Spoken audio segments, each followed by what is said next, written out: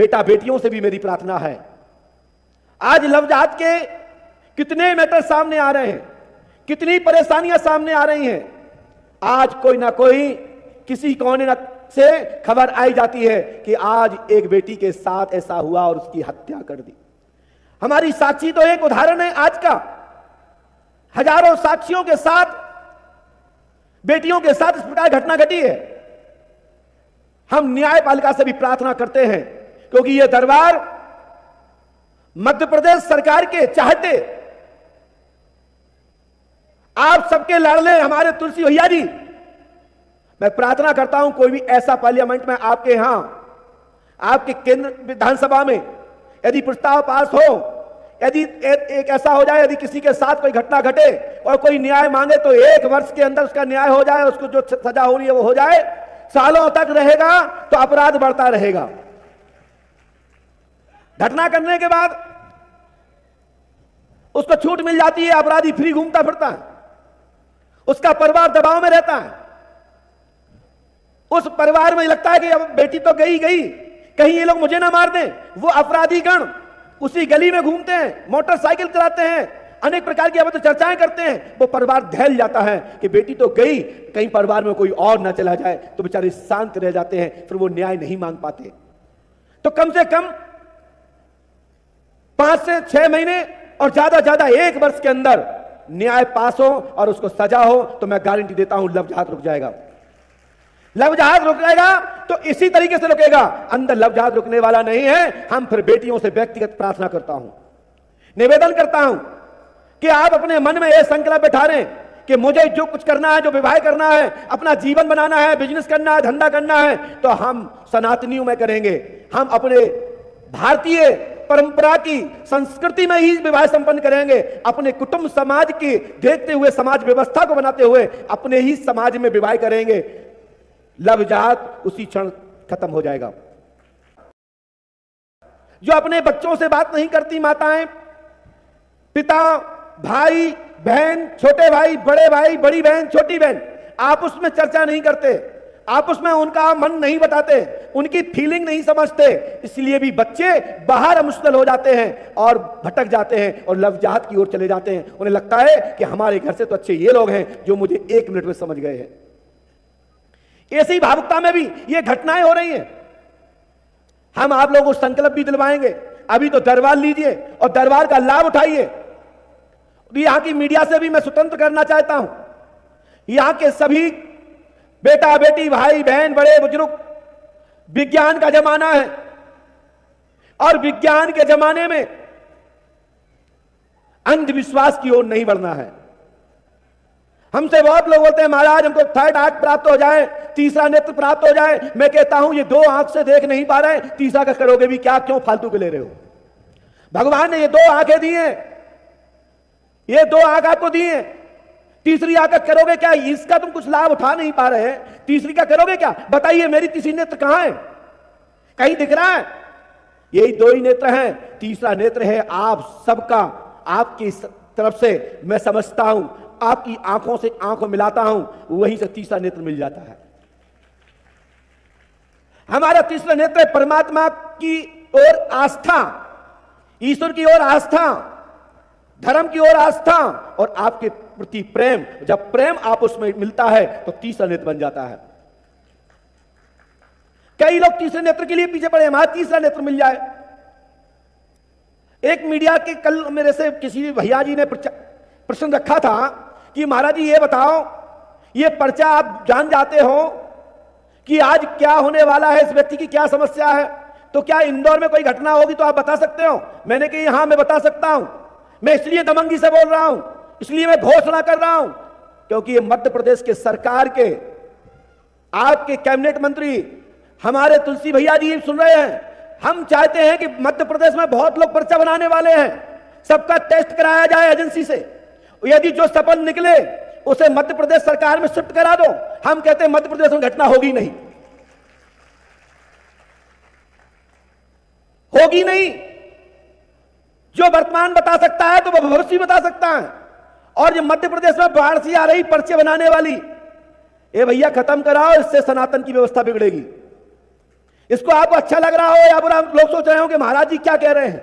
हम वो कह रहे हैं जिससे सनातन बदनाम ना हो। जो भी कह रहे हैं सत्य कह रहे हैं, इस पर जांच हो और मध्य प्रदेश सरकार में संतों का स्थान हो, मध्य प्रदेश सरकार में गुरु का स्थान हो, मध्य प्रदेश सरकार में ज्योतिष विद्वान का स्थान हो। मैं गारंटी देता हूं मध्य प्रदेश में घटना नहीं होगी, मध्य प्रदेश में ग्रह बाधा नहीं होगी, मध्य प्रदेश का व्यक्ति निराश नहीं होगा। और 100% कहता हूं मध्य प्रदेश समृद्धशाली है और मध्य प्रदेश और समृद्धशाली होगा, समृद्धशाली है और मध्य प्रदेश और समृद्धशाली होगा। मध्य प्रदेश सरकार में गुरुओं का सम्मान होना चाहिए। आप देखिए हमारे ही मध्य प्रदेश का एक टुकड़ा है छत्तीसगढ़। मध्य प्रदेश का ही टुकड़े में छत्तीसगढ़ में 2003 में नहीं सॉरी 2012 2001 2 3 में ऐसा ही कुछ हुआ। मतलब पहली बार वहां पर कांग्रेस सरकार के जोगी जी मुख्यमंत्री वहां बने थे।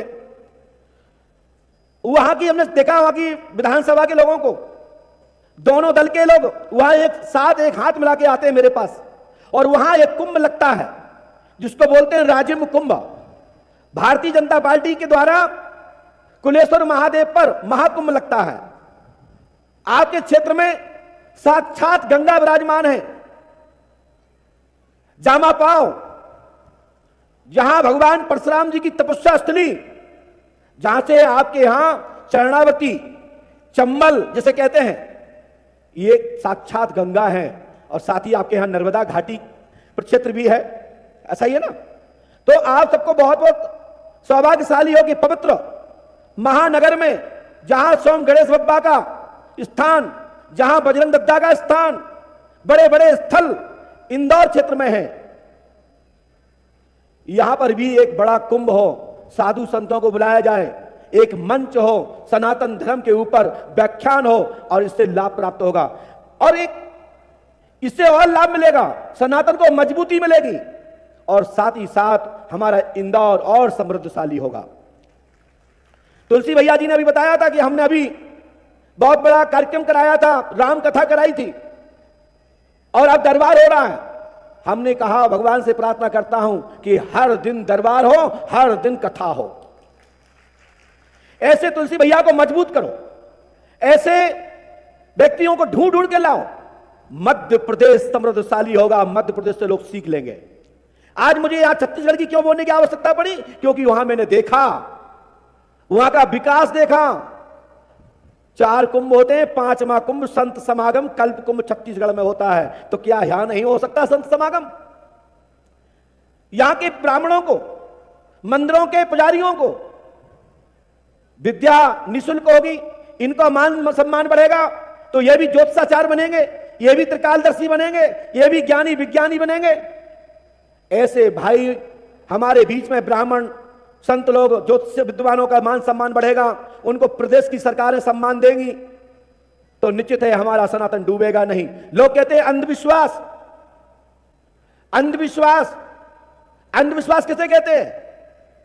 आप देखिए यहां पर दरबार में भी सबसे ज्यादा यहां कोई बैठा है तो युवा बैठा है। लोग कहते हैं युवा तो ये सी चीजों को मानता ही नहीं है। यहां युवा सबसे ज्यादा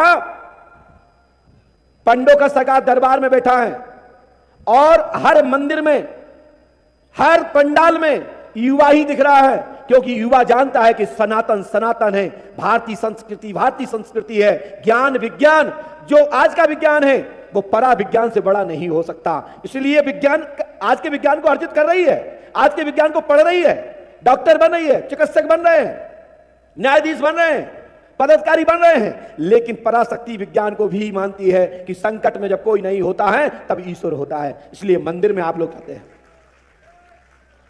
तो आप सबको बहुत बहुत साधुवाद, आशीर्वाद है। आज मैं ज्यादा बोलूंगा तो पूरा पर्चा ही रह जाएंगे। तो अपन जिसके लिए आप लोग बैठे हो वो जरूर पर्चा लीजिए। और जितने भी मीडिया के लोग हैं, ये कोई दरबार नहीं कह सकता भारतवर्ष का। और जो दरबार कहते हैं कि मैं पर्चा बना रहा हूं, ऐसा कभी तुमने बनाते देखा? तो हम कहते क्या तुम्हारे कान या तुम्हारी आंखें नहीं हैं? जब तुम लोग पैदा भी नहीं हुए थे तब मैं पर्चा लिखता था और लिखता हूं, लिखता रहूंगा। क्या आपको यह ज्ञान नहीं है कि मध्य प्रदेश में ही पंडों का सरकार दरबार है? और आप कहीं से भी बोलने लगते हो। क्या कभी आपने ऐसा देखा, कभी ऐसा सुना?